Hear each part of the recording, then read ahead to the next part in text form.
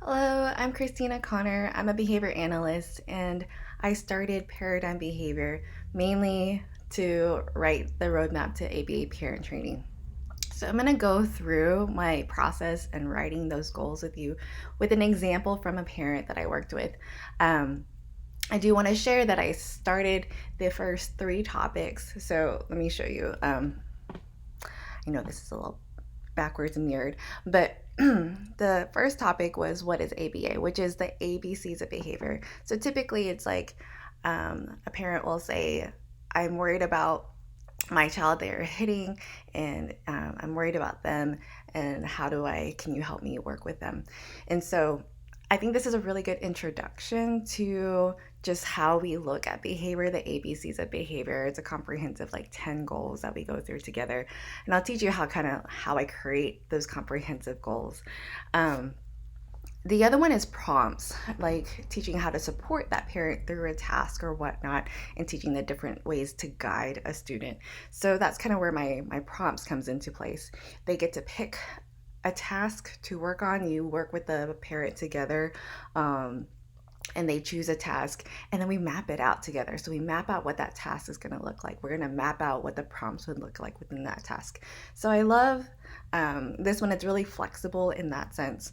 So it's like the ABCs because then you're really individualizing and catering it to their needs based on this topic. So these are like the basics. The other one is man training, which is requesting. So they're wanting something, but they don't know how to use the words or not consistently saying how or communicating what they need. And so these are the three topics that I worked on. Today, I'm going to show you. This is, I think, a bit backwards, like I said, but it's called Flip Those Statements. So I created this for a parent of mine. And just something pretty simple. It wasn't like a comprehensive set of like 10 goals that I have with the roadmap series that I wrote, but it was just something that was specific to that parent. So we'll go over that together. So parent input, hear me out. When we're working with parents, we want to work on that active listening, right? So we want to know what they're frustrated with, what their daily looks like. We want to hear them out. So this parent was telling me, Christina, I feel like I'm nagging all the time. I just don't want to be that person. Can you help me out? And I had been working with her for a while, so we had some rapport, meaning we had a relationship. And so I kind of knew what she was capable of as far as us working together, and if I asked her to do something, what she would do or what she had time for, or and all of that. So it started out with, I feel like I'm nagging all the time and I hate it. One thing I like to share about hearing a parent out is asking about their routines. When you can ask someone to tell us about their day, and they kind of go from the beginning. So when they wake up into when they put them to bed, what does that look like? And as they share about their day, you can hear in their voice like the frustrations. Certain parts of the day, some days might be good, some parts of the days might be great, and so just kind of like praise them, like that's so awesome. And then there's some points where like, oh man, I'm really sorry,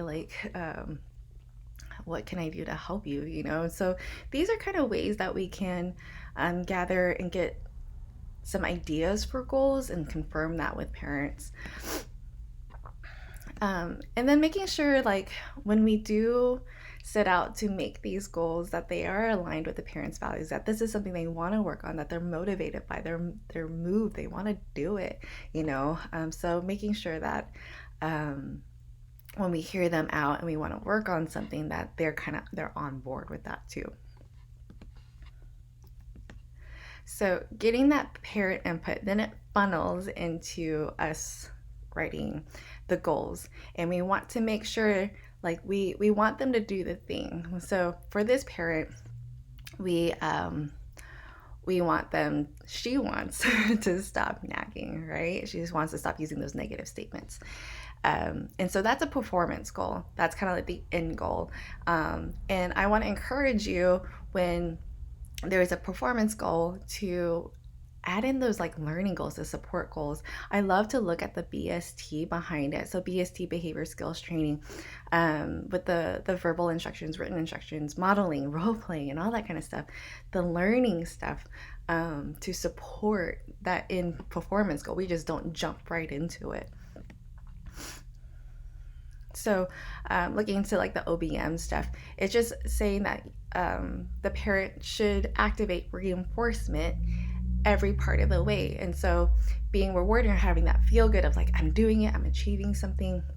So, when we write these comprehensive goals, how many ever there are to reach that end goal, we want to make sure that they are feeling some sort of like worth and achievement each time of a way, instead of just like, oh, it's going to take forever, or the end goal is not anywhere near, or anything like that. So, breaking it into small parts, small goals, achievable goals.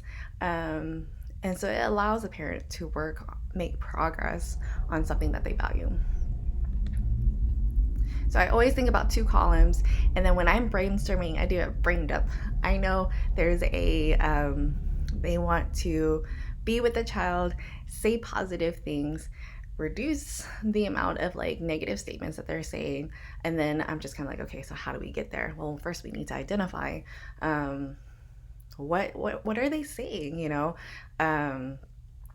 and if we identify it, like how can we change it, and stuff like that. So let's talk about the learning goals with this particular parent. And I love to use BST as like a guideline to think about what kind of learning goals I should be using. So visuals, explanations, we could role play that together. I'm all down for all of that. So with behavior skills training, we talked about the two components, or breaking it up to learning and performance goals. With the written instructions, I have a history and have heard from colleagues like there's a heavy emphasis on handouts, and I am guilty of having heavy handouts with dense information, having a lot of technological words in it. So it's like lots of jargon. But don't let that carry the weight. Don't make that mistake. We shouldn't just give out a handout, explain the handout, and then think that, okay, they're gonna do it well because they looked like they said they understood it pretty well. How many times have we gone to a workshop to learn about something new, for continuing education or whatever, and we're like, oh yeah, this is awesome, that I understand, that sounds great, and then we go into our office and we try to implement these things and we're like, oh no, like we were like, okay, I need to review my notes, I need to practice this, whatever it is. So don't let just the written part carry the weight. We need to be able to know that the parents can do the thing that they want to do, with our support along the way. So we distribute that weight through like modeling and the role playing, and then them actually doing it, but we're still there providing them feedback and so forth.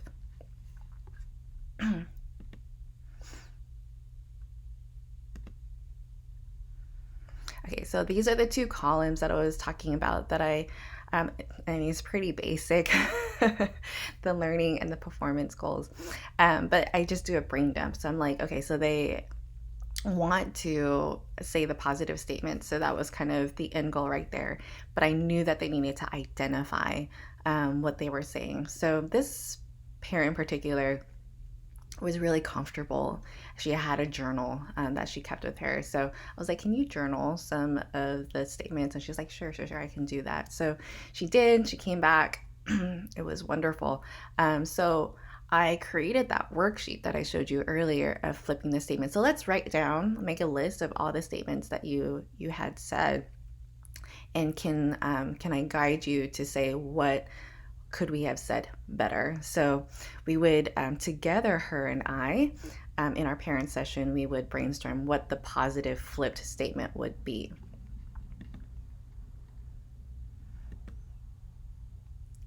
So as far as like performance wise, there were two performance goals.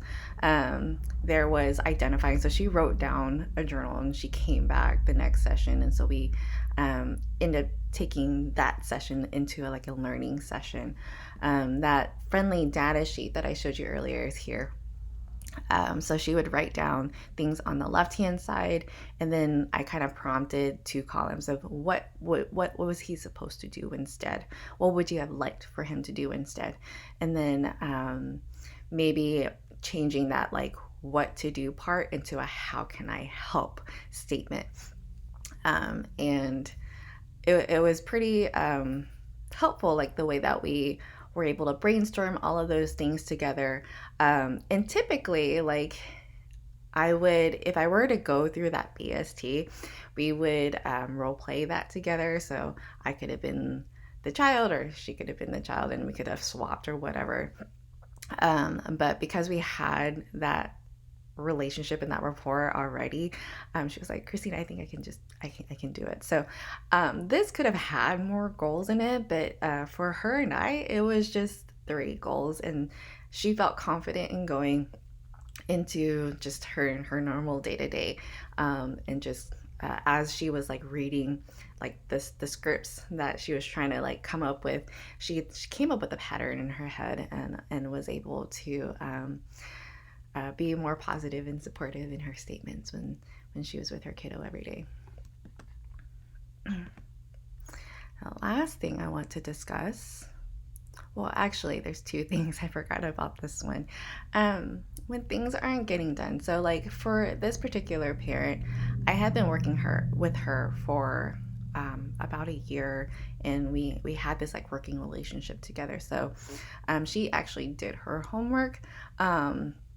A lot of times with other families, I may not give homework. So we may do things in session or whatever it is. We just want to make sure if something isn't getting done, to not put the blame on the parent, but for us to kind of adjust and modify the way we do our sessions to see how we can work with them, kind of identify some of those barriers of why they're not getting it done. Is it because they're still unsure, insecure about doing it on their own? So if they need more of our support, then let's, provide it for them, or at least guide them through it, so that they can be comfortable with those performance goals. So it could be a scheduling thing. Like I said, it could be a competency thing. If sometimes like values do change, of like, they want to work on something different and it's just more heavy because of the season or whatever it is, then taking that into consideration as well. But it does open up that conversation to go back to the top of that funnel, of this process of just hearing them out. Okay, so the last thing is the SMART goals. So once we do our brain dump of like the performance goals and all those supporting learning goals or whatnot, just to make sure that we flesh out those goals to be specific, measurable, actionable, really realistic, and time bound. And this is kind of what I go by with writing the roadmap, with all of those goals. So this is a sample when the parent will pick a day and write down statements they consider that are negative. So was her journaling that performance goal. Collect at least 3 statements to analyze. So we would analyze in that next session. That would be the learning one. So the specific was picking a day. And she'd be like, okay, tomorrow's a great day. I don't work. She was a nurse. And so she had like off days where we could meet. And then she would write statements in the journal that she was really familiar with. It was like her daily journal. Write at least 3 statements. So that was the measurable piece.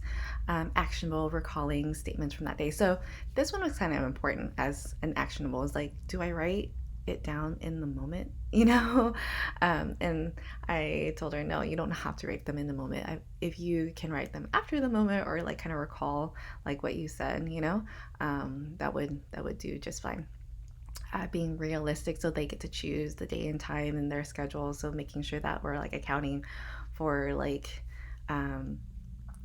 their time, and or whatnot. So, and she chose the journal, so that was something that she was like, I'll just do it in my own journal instead of me like handing her some materials or whatever. So that was just realistic, something that she was already doing. And then she said that she could get it done by the next session. So that's a sample one of just really fleshing it out, so that you're writing like really nice comprehensive goals. Yeah. So that was like my process. What I would suggest is if you're not familiar with this process and want some multiple exemplars, like consider the roadmap to ABA parent training. I have the goals, and then I did the brain dump, and then I like put them together in like a specific order. But then not only did I have the goals, I have a workbook. So I call it a workbook rather than like a data sheet, but it is essentially a data sheet because in my early days, like I remember just like those DTT boxes, the plus and minus and plus and minus, and it's very intimidating. So I opted for more of like checklists, but also like fill in the blanks of like, here's a question item and then how can we answer it? So like what kind of statements are you saying? And then we'll write it down in kind of like a text box sort of thing. Because then that opens up a conversation too, so that we're having together. And I think that also is a chance to build rapport rather than like what you're doing and what you're not doing in those plus minus ones. So anyways, definitely check it out, and thank you for listening.